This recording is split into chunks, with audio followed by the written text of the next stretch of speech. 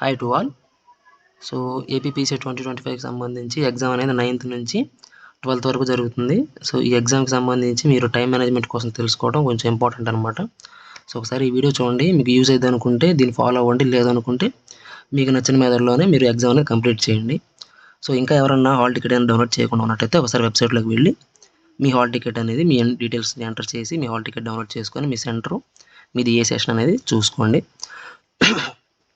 So first ఏంటంటే ఎగ్జామ్లో మనం టైం మేనేజ్మెంట్ చేసుకోకపోతే మనకి అన్ని బిట్స్ అనేవి కవర్ చేయలేం, మంచి స్కోర్ అనేది చేయలేం. కాబట్టి మనం టైం మేనేజ్మెంట్ కోసం తెలుసుకోవాలన్నమాట. సో నాకు తెలిసినంత వాటికి నా అనాలిసిస్ ఏంటంటే ఎగ్జామ్కి అటెండ్ అయ్యే ప్రతి ఒక్కళ్ళలో కూడా 3 టైప్స్ ఉంటారు. ఫస్ట్ టైప్ వచ్చేసి ఎగ్జామ్కి ప్రిపేర్ అయ్యి వెళ్ళే వాళ్ళు ఉంటారు. సెకండ్ వచ్చేసి సబ్జెక్ట్ మీద నాలెడ్జ్ ఉండి ప్రిపరేషన్ అనేది లేకుండా వెళ్తారు. మూడోది వచ్చేసి ఎగ్జామ్కి ప్రిపరేషన్ లేకుండా వెళ్తారు. సో ఈ 3 కేటగిరీస్ వాళ్ళ కోసం మాట్లాడుకుందాం. సో ఫస్ట్ వచ్చేసి ఎగ్జామ్కి ప్రిపేర్ అయ్యి వెళ్ళే వాళ్ళ కోసం మాట్లాడుకుందాం.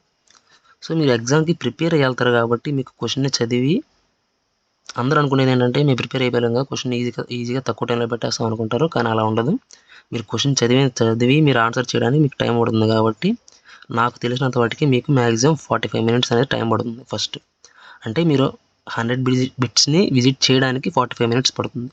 సో ఈ 45 minutesలో మీరు తెలిసిన బిట్స్ని అటెంప్ట్ చేయండి. ఫస్ట్ ఒక క్వశ్చన్కి ఆన్సర్ తెలియకపోతే ఎమ్మటనే మీరు దాన్ని మార్క్ ఫర్ రివ్యూ పెట్టుకొని ఆ క్వశ్చన్ని స్కిప్ చేయండి. తెలియని క్వశ్చన్ని, తెలిసిన క్వశ్చన్ని పర్ఫెక్ట్గా 100% మీకు దానికి ఆన్సర్ తెలుసు అనుకున్న క్వశ్చన్ మాత్రమే ఆన్సర్ చేయండి.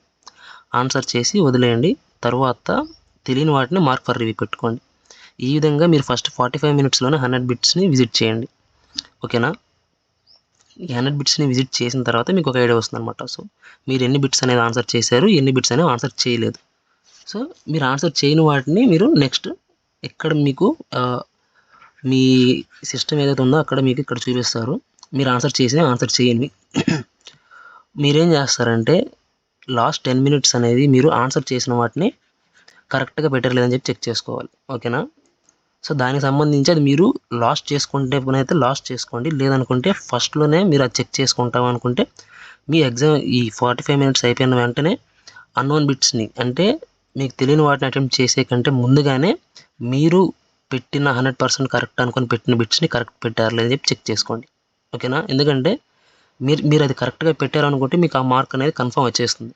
ఓకేనా? అందరూ అంటే ఒక్కొక్కరికి ఒక్కొక్క ఇది ఉంటుంది. సో మేము పెట్టిన బిట్టు ఫస్ట్లో చెక్ చేసుకుంటే ఓకే అనుకుంటే అలా చెక్ చేసుకోండి, లేదనుకుంటే లాస్ట్ 10 minutesలో మాత్రం ఇది చేసుకోండి. ఓకేనా? సో తెలియని బిట్స్ దగ్గరికి మార్క్ ఫర్ రివ్యూ పెట్టుకున్నారు కదా, అవి మీకు ఇక్కడ చూపిస్తారు ఎన్ని క్వశ్చన్స్ అని. సో ఆ క్వశ్చన్స్ ఎన్ని ఉంటాయో కౌంట్ చేసుకోండి. ఆ కౌంట్ చూసి వాటిని మీరు 20 to 30 minutes లోపే మీరు మ్యాక్సిమం కంప్లీట్ చేసేలా చూసుకోండి. ఏది మీకు ఎగ్జామ్ ఇది ఏ డ్యూరేషన్కి అయిపోయిందో చూసుకోండి.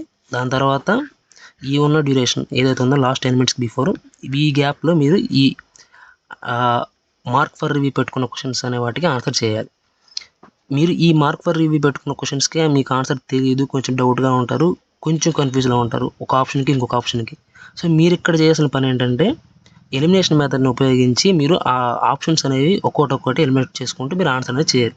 సో ఆన్లైన్ ఎగ్జామ్ రాసే ప్రతి ఒక్కరికి కూడా తెలిసింది ఏంటంటే ఎలిమినేషన్ మెథడే. వాళ్ళకి తెలియని క్వశ్చన్ ప్రతి ఒక్కదాన్ని కూడా దాంట్లో ఆప్షన్స్ని ఎలిమినేట్ చేసుకొని ఆ క్వశ్చన్ అనే దానికి ఆన్సర్ అనేది ఇక్కడ అటెంప్ట్ చేస్తారు.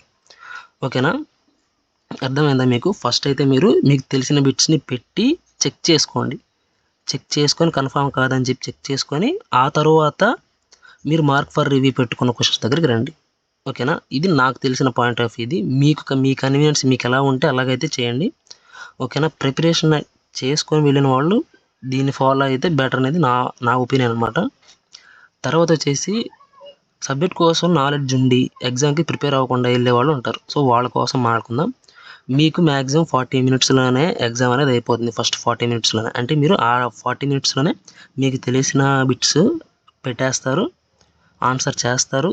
వాటితో పాటు మీరు అంటే అన్ని బిట్స్ దగ్గరికి వెళ్ళిపోతారు అనమాట. అంటే 100 బిట్స్ని రీచ్ అయిపోతారు. సో ఈ టైంలో ఏంటంటే మీరు ఫస్ట్ 40 minutesే కాకుండా దానికి ప్లస్ 20 minutesని యాడ్ చేసుకొని 100 బిట్స్ని మీరు కవర్ చేయాలి. అంటే ఎట్లా అంటే తెలిసిన బిట్స్ని పెట్టేసి తెలియని బిట్స్కి మార్క్ ఫర్ రివ్యూ పెట్టేసుకొని ఈ 1 అవర్ ఏదైతే ఉందో ఈ 1 అవర్లోనే ఆ ప్రాసెస్ మీరు కంప్లీట్ చేసుకోండి. ఓకేనా?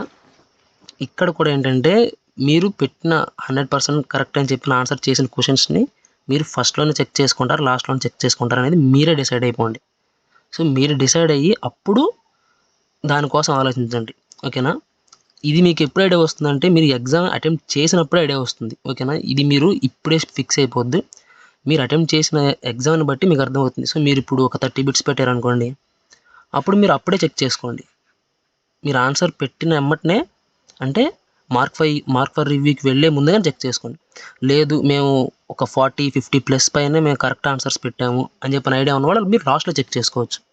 ఓకేనా? అందుకు నేను ఈ పాయింట్ చెప్పాను అనమాట. సో ఈ మార్క్ ఫర్ రివ్యూ పెట్టుకునే వాటికి సంబంధించి లాస్ట్ 10 మినిట్స్ని కేటాయించి ముందుగానే మీరు ఈ ఎలిమినేషన్ మెథడ్ని ఉపయోగించి మీరైతే మీకు తెలియని క్వశ్చన్స్కి ఆన్సరింగ్ అనేది చేయండి. ఓకేనా? ఇప్పుడు థర్డ్ కేటగిరీ వాళ్ళ కోసం మాట్లాడుకుందాం. సో ఎగ్జామ్కి ప్రిపేర్ అవ్వకుండా వెళ్ళే వాళ్ళ కోసం మాట్లాడుకుందాం. సో నాకు తెలిసినంత వాటికి ఏంటంటే ఎగ్జామ్కి ప్రిపేర్ అవ్వకుండా వెళ్ళే వాళ్ళు ఎక్కువ మంది ఉంటారు. సో వీళ్ళల్లో ఏంటంటే వీళ్ళు తెలిసి పెట్టినా తెలియకుండా పెట్టినా కానీ మినిమం 30 బిట్స్ అనేవి కరెక్ట్గా ఆన్సర్ చేస్తారు.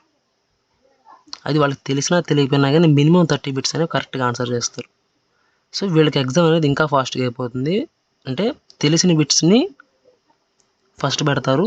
సో తెలియని వాటిని మార్క్ ఫర్ రివ్యూ పెట్టుకుంటారు. సో మార్క్ ఫర్ రివ్యూ పెట్టుకునే క్వశ్చన్స్ ఎక్కువ ఉంటాయి. ఓకేనా? సో ఫస్ట్ 30 మినిట్స్లో మ్యాక్సిమం ఎగ్జామ్ అనేది అయిపోతుంది. నాకు తెలిసినంత వాటికి అయితే మాత్రం అయిపోతుంది. లేదంటే ఇంకొక 10 మినిట్స్ ఎక్స్ట్రా అవ్వచ్చు. కానీ ఏంటంటే ఎగ్జామ్ అనేది ఫాస్ట్గా అయిపోతుంది. సో ఎందుకంటే ప్రిపరేషన్ లెవెల్ తక్కువ ఉంది కాబట్టి తక్కువ బిట్స్ అనేది అటెంప్ట్ చేస్తారు. సో అట్లా అవి కరెక్ట్ అవ్వచ్చు, రాంగ్ అవ్వచ్చు, ఏదైనా జరగచ్చు. సో మ్యాక్సిమం మీకు ఫస్ట్ 50 మినిట్స్లోనే మీరు 100 బిట్స్ని విజిట్ చేసేస్తారు. ఈ 100 బిట్స్ని విజిట్ చేసేసి మీకు తెలిసినవి పెడతారు, తెలియని వాటిని మార్క్ ఫర్ రివ్యూ పెట్టుకుంటారు. ఇప్పుడు నెక్స్ట్ మీరు ఏం చేస్తారంటే మీకు తెలిసిన వాటిని మీరు కరెక్ట్గా పెట్టారు లేదని చెప్పని ఒకసారి మళ్ళీ చెక్ చేసుకోండి. ఓకేనా? చెక్ చేసుకొని ఆ తర్వాత మార్క్ ఫర్ రివ్యూ పెట్టుకునే క్వశ్చన్స్ దగ్గరికి రండి. ఇక్కడ మీకు ఒక మీ మైండ్ని బట్టి మీకు ఒక ఐడియా ఉంటుంది. సో ఒక క్వశ్చన్ అనేది మీకు మీ పర్టికులర్ సబ్జెక్ట్ కోసం ఇచ్చారు అంటే దానికోసం మీకు మినిమం నాలెడ్జ్ అనేది ఉంటుంది కాబట్టి ఆ నాలెడ్జ్ని బేస్ చేసుకొని ఎలిమినేషన్ మెథడ్ని ఉపయోగించేసి మీరు ఆ తర్వాత నెక్స్ట్ 20 మినిట్స్లో మీరు ఈ ఆన్సర్స్ వీటికి మీరు మార్క్ ఫర్ రివ్యూ పెట్టుకున్న వాటికి ఆన్సరింగ్ అనేది చేసేయండి.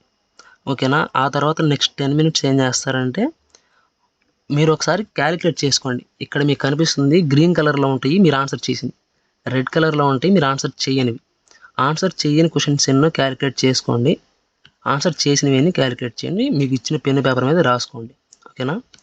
ఈ 10 మినిట్స్లోనే మీరు చేయాల్సిన పని ఏంటంటే 10 మినిట్స్లోనే ఎన్ని ఆన్సర్ చేశారు, ఎన్ని ఆన్సర్ చేయలేదు, ఆన్సర్ చేసిన వాటి ఆప్షన్స్ ఏమేంటివి అనేది మీరు ఫాస్ట్గా ఇక్కడ నోట్ చేసుకోండి. అంటే ఫస్ట్ ఆప్షన్ ఎక్కువ పెట్టారా, సెకండ్ ఆప్షన్ ఎక్కువ పెట్టారా, థర్డ్ ఆప్షన్ ఎక్కువ పెట్టారా, ఫోర్త్ ఆప్షన్ ఎక్కువ పెట్టారా, ఇది క్యాలిక్యులేట్ చేసుకోండి.